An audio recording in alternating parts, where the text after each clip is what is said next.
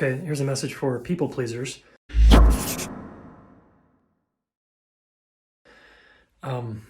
Nice guys, nice girls, whatever. Nice people. People pleasing. It's a symptom.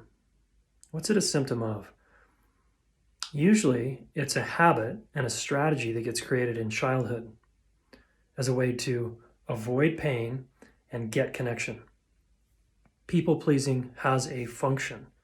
And if you look closely at your people pleasing, you'll trace it back to your childhood 99.9% of the time.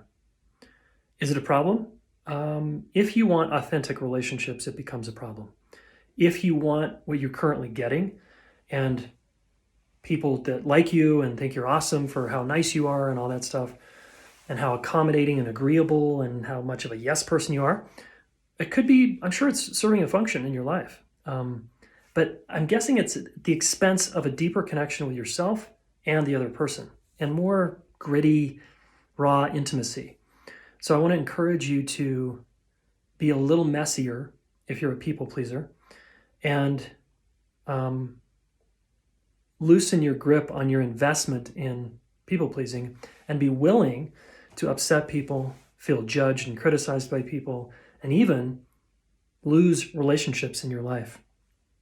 Yeah, I think it's important you consider that as a people pleaser, because if you get into a marriage or a long-term committed business partnership, for example, your people pleasing is going to hit a wall or a ceiling, and you're going to find yourself like, oh shit, in a no shit moment. And I celebrate that moment for you because that means you're maybe ready to change and be more authentic.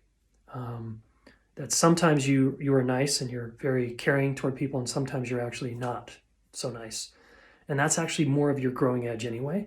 Why would you want to continue to just be a master at pleasing everybody at the expense of yourself? I don't think it's that great of a solution. So consider that today. Leave a comment below or tag someone below if you feel like this was helpful.